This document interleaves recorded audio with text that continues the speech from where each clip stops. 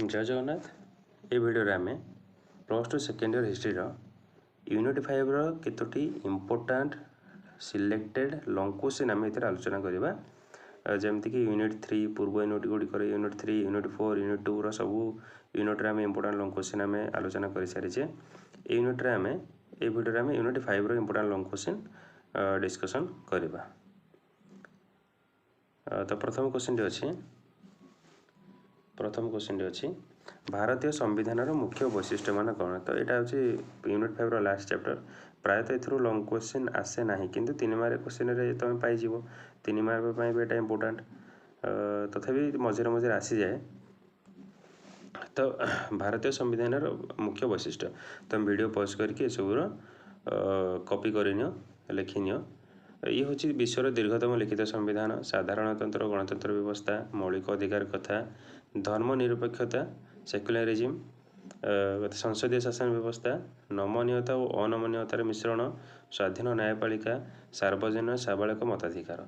तो ये जो 8टी पॉइंट अच्छी मु बारंबार मो पूर्व वीडियो भी कही लॉन्ग क्वेश्चन लिखला बेले जो तुम पॉइंट गुड़ाक मन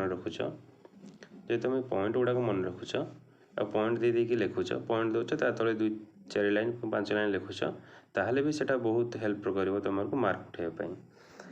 तो किसी ना पॉइंट गुड़ाक मन रख पॉइंट गुड़ा केवल खातार से पॉइंट गुड़ाक लिखिनियो प्रैक्टिस कर। ठीक अच्छे। नेक्स्ट 2 नंबर क्वेश्चन, स्वतंत्र ओडिशा प्रदेश गठन में महाराजा कृष्णचंद्र गजपति अवदान वर्णना कर। स्वतंत्र ओडिशा प्रदेश गठन में महाराजा कृष्णचंद्र गजपति पारलाखे मुंडर महाराजा से थिले। सी सब कौन कौन कर से विषय में आलोचना करवा। उत्कल सम्मेलन पृष्ठपोषकता थिले, साइमन कमिशन को साक्षात करते, गोल टेबल बैठक में से जोग देते 30-31। तापर ओडोनेल कमिटी सीमा निर्धारण से जड़ित थे, शिक्षा और संस्कृतिर विकास से जड़ित थे, ओडिशार प्रथम प्रधानमंत्री से थिले। ये सब पॉइंट 5-6टी पॉइंट बहुत बढ़िया से पीडीएफ रे मु लिखी। तुम एगुड़ी भलसे कॉपी करनियो एवं आराम से एगुड़ी पढ़ बारंबार प्रैक्टिस कर। किसी पॉइंट गुड़ा खाली प्रैक्टिस कर आराम से लिखी आ मन रही। Next 3 number question. तो सब क्वेश्चन आंसर गुड़ा मुझे पढ़ुनी कहीं वीडियो बहुत लंबा हो। 3 नंबर क्वेश्चन, भारत में मुक्ति संग्राम रे मालती देवी भूमिका मूल्यांकन कर बा मालती देवी भूमिका वर्णना कर बा आलोचना कर जहाँ भी। तो कौन होता है मालती देवी इंट्रोडक्शन लिखा। ता सहित लवण सत्याग्रह आईन मान आंदोलन से जोग देते, कांग्रेस सोशलिस्ट पार्टी और कृषक आंदोलन से जोग देते, भारत छाड़ आंदोलन में जोग देते, गौड़जात प्रजा आंदोलन समय से जड़ित थे, समाज संस्कार और हरिजन सेवा से करते, लास्ट उपसंहार। तो ये सब पॉइंट जो 5टी पॉइंट अच्छे पॉइंट गुड़ा इंपोर्टेंट पॉइंट गुड़ा मन रख। नेक्स्ट 4 नंबर क्वेश्चन, स्वतंत्र ओडिशा प्रदेश गठन कर प्रमुख घटना बोले आलोचना कर। यहाँ इंपोर्टेंट क्वेश्चन 2 मार्किया दृष्टि 3 मार्किया दृष्टि और लॉन्ग क्वेश्चन दृष्टि। तो ओडिशार गठन ओडिशा प्रदेश गठन में कौन कौन सब घटना होता। प्रथम तो ओडिया भाषा आंदोलन जागरण सृष्टि होता मधुबाबू द्वारा। तापर उत्कल सम्मेलन भूमिका थिला 1903, संबलपुर मिश्रण है 1905, बिहार ओडिशा प्रदेश गठन है 1912। विभिन्न कमिटी सीमा निर्धारण कमिटी कौन आसीज Philip Duff committee, Simon commission, O'Donnell committee ये सब आसीज। गोल्डटेबल बैठक कृष्णचंद्र गजपति कथा लिखिपर। स्वतंत्र ओडिशा प्रदेश जन्म है 1936 आम जाचे। लास्ट उपसंहार। तो ये जो पॉइंट देखिए लिखा है ये पॉइंट गुड़ा लिख पॉइंट मन रख आराम से तुम वीडियो पॉज करके लिखिनियो।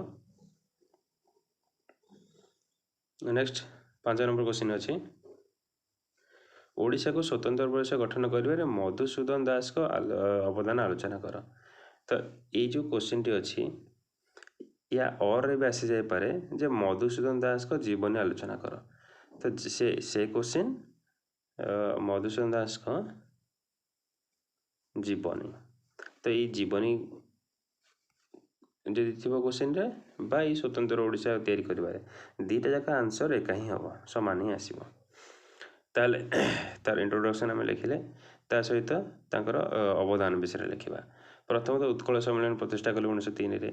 ओडिया भाषार सुरक्षा से बहुत चेष्टा करते, ब्रिटिश सरकार सह जुक्ति व आंदोलन बहुत समय करते, शिल्प और अर्थनैतिक विकास शिल्प अर्थनीति विकास कथा विधान परिषद शिल्प अर्थनीति तांकर जोता कारखाना थिला उत्कल टैनरी से विषय लिखिपर ओडिशा आर्ट वेयर्स प्रतिष्ठा करते तापर विधान परिषद ओडिशार स्वर कथा से उठे राजनैतिक सचेतनता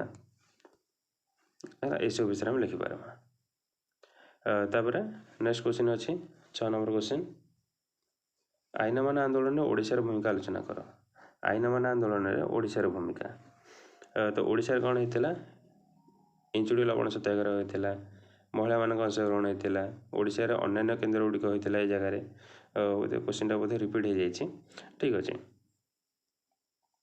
तो ये क्वेश्चन मैंने सब इंपोर्टाट क्वेश्चन थी 5 ରୁ 6 तुम इंपोर्टाट क्वेश्चन ये यूनिट पाइज ये सब लंग क्वेश्चन दृष्टि इंपोर्टाट और 3 मार्किया दृष्टि इंपोर्टाट तो जब आम लंग क्वेश्चन प्रिपेयर करुचे तो ऑटोमेटिकली 3 मार्किया 2 मार्किया शॉर्ट क्वेश्चन प्रिपरेशन करुचे ठीक अच्छे तुम एगुड़िकर नोट्स बनई नि वीडियो को अधिक मात्रा शेयर कर सांग सहित जेहेतु परीक्षा पाखे आसला